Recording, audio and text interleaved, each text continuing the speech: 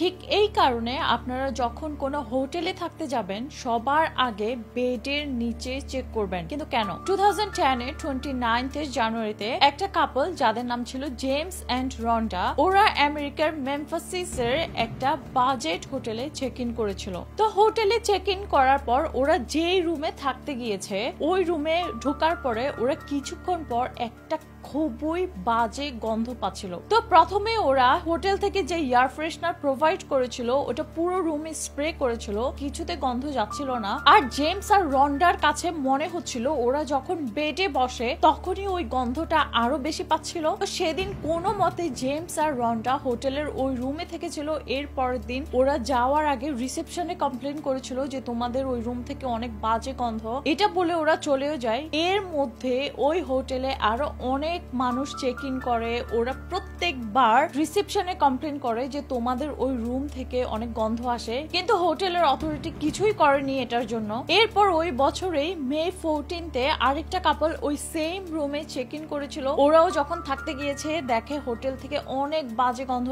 এরপর ওরা স্ট্রংলি এই কথাটা হোটেলের রিসেপশনে বলেছিল। এবার ওরা অনেকটা সিরিয়াসলি নিয়েছে, যার কারণে ওরা এবার বেডের নিচে চেক করে দেখে যে ওখানে ছিল একটা মরা মানুষের বডি, আর ওই বডিটা ছিল একটা মেয়ের বডি। হোটেলের ওই বেডটা ছিল বক্স খাট, যার কারণে ওই বডিটা ইজিলি দেখাও যাচ্ছিল না। যেই মেয়েটার বডি পাওয়া গিয়েছিল ওই মেয়েটার নাম হচ্ছে সনি মিলব্রো। জানুয়ারিতে রন্ডি আর জেমস যখন ওই হোটেলে চেক ইন করেছিল তার দুদিন আগে সনির ফ্যামিলি একটা মিসিং পারসন ফাইল রিপোর্ট করেছিল, কারণ সনি ওর ছেলে মেয়েকে স্কুল থেকে আনতে যায়নি। তো ফাইনালি এত মাস পরে সনির বডি ওই হোটেলের বেড ফ্রেমের ভিতরে পাওয়া গিয়েছে। এর মধ্যে এই রুমে অনেক মানুষ চেক ইন করেছিল, ওরা এই বেডের উপর ঘুমিয়েছিল। এর মধ্যে অনেক ক্লিনার্স এসে রুমটা ক্লিন করেছিল, কিন্তু কারো কোনো আইডিয়া ছিল না এই বেডের ভেতরে একটা মরা মানুষের বডি। সনিকে যে মানুষ মেরেছিল তার নাম ছিল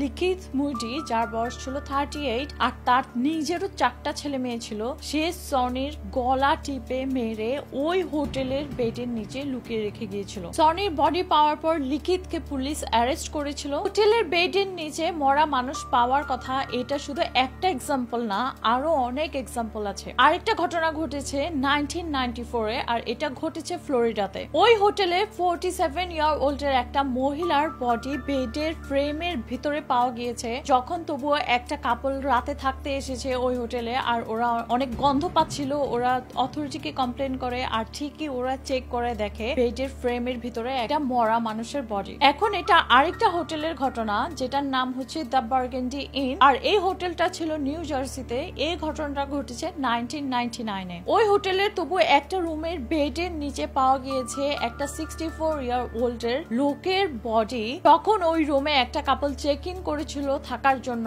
তখন ওরা অনেক গন্ধ পাচ্ছিল বেডের নিচ থেকে। অথরিটি এসে দেখে ঠিকই ওই বেডের নিচে একটা ডেড বডি। আমি এখন আপনাদেরকে মাত্র 3টা ইন্ডিভিজুয়াল ঘটনা বললাম যে হোটেলের বেডের নিচে মানুষের মরা বডি পাওয়া যায়। তাই আপনারা যখন কখনো হোটেলে থাকতে যাবেন চেক ইন করার পর আপনারা সবার আগে যেই জিনিস চেক করবেন সেটা হচ্ছে ওই হোটেলের বেডের নিচে। কে বলতে পারে আপনি যেই হোটেলে থাকতে গিয়েছেন, যেই রুমে থাকতে গিয়েছেন, হয়তো বা ওই রুমের বেডের নিচে একটা মরা বডি। তো আমার ভিডিও ভালো লাগলে আপনারা নিজেরা সতর্ক থাকতে হলে, অন্য মানুষকে সাবধান করতে হলে ভিডিওটা শেয়ার করবেন। আমার পেজে নতুন হলে পেজটা লাইক এন্ড ফলো করবেন। আপনারা আমাকে ইউটিউব, ইনস্টাগ্রাম এন্ড টিকটকে পেয়ে যাবেন স্বপ্নম ব্লগস নামে সার্চ করে।